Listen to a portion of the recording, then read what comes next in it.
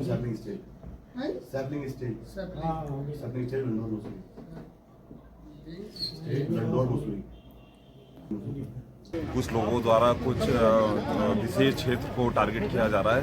मैं सबसे पहले इस विषय में बोलना चाहूँगा कि हमारा मानना ये है मसूरी के अंदर जो रह रहा है वो वोट डाले, चाहे वो जौनपुर समुदाय से हो, चाहे वो टीडी समुदाय हो, चाहे वो पौड़ी से हो, चाहे वो बिजनौर से हो, चाहे सहारनपुर से हो, जो मसूरी का निवासी है वो वोट डाले।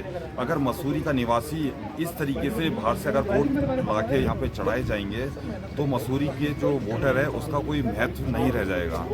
मेरी मांग ये है कि जिस तरीके से हजारों की संख्या में यहाँ पर जो वोटर्स लाए गए और यहाँ पे चढ़ाए गए हैं, ये सरासर गलत है और ये केवल एक व्यक्ति विशेष को लाभ देने के लिए बुचाया गया है। बनते तो अपने को बाहुबली हैं, लेकिन क्यों डर रहे हैं इलेक्शन लड़ने से? आप जमीन पे फेयर इलेक्शन लड़िए ना।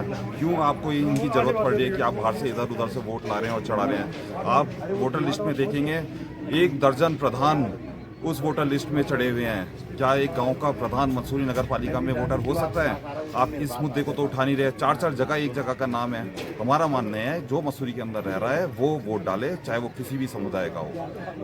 इसी के मद्देनजर एक हाईकोर्ट में एक याचिका की गई। उस याचिका में कोर्ट ने निर्देश किया कि इनके सत्यापन किया जाए और जब ये सत्यापन की कार्रवाई चल रही थी, कुछ विशेष लोगों द्वारा जो हमारे वार्ड के सभासद हैं उनकी वाइफ, उनकी फैमिली, उनको पूरी सरेआम धमकी दी जा रही है कि हम आग लगा देंगे, हम तुम्हें यहाँ से निकल नहीं सकते, तुम्हारे बच्चों को, तुम्हारे होटल को हम ये करेंगे, हम वो करेंगे। सरेआम धमकियाँ दी जा रही है। और कल वो एक प्रत्यावेदन देने एसडीएम ऑफिस गए थे, नगर पालिका गए थे, तो उनके साथ बदतमीजी कही गई, गाली गलौज की गई। तो इस विषय में हमने माननीय कोतवाल साहब को एक ज्ञापन, एक रिपोर्ट दिया है और इस तरीके की जो गुंडागर्दी है बिल्कुल भी बर्दाश्त शहर में नहीं की जाएगी। आप फेयर चुनाव लड़िए, फेयर इलेक्शन लड़िए। आप क्यों डर रहे हैं? बनते तो बाहुबली है कि मैं ये हूँ, मैं ये हूँ, तो क्यों यहाँ से ला के फर्जी वोट आप चढ़ा रहे हैं? आप यकीन नहीं मानेंगे, कल वार्ड नंबर 3 में 280 ऑब्जेक्शन थे, 220 लोग वार्ड में मिले ही नहीं, है ही नहीं। बीएलओ की रिपोर्ट है कि वार्ड में है ही नहीं। तो इस तरीके की अगर आप सरेआम गुंडागर्दी करेंगे और फिर आप धमकियां देंगे कि हम मसूरी का पानी बंद कर देंगे, हम मसूरी का ये कर देंगे, तो ये सरासर गलत है। ये गुंडागर्दी बिल्कुल बर्दाश्त नहीं होगी और इसकी लड़ाई अंतिम चरण तक, चाहे वो हाई कोर्ट में दोबारा जाना पड़े। एक जो मसूरी का निवासी है वो इसमें वोट डाले। हम फेयर इलेक्शन चाहते हैं। जीत हार अपनी जगह है, ठीक है। ये पूरा मामला ऐसा है कि हमारे वार्ड नंबर 3 की कल एसडीएम साहब सुनवाई कर रहे थे, जो हाई कोर्ट का आदेश था, और मेरी धर्मपत्नी भी निवर्तमान सभासद है वार्ड नंबर 3 की।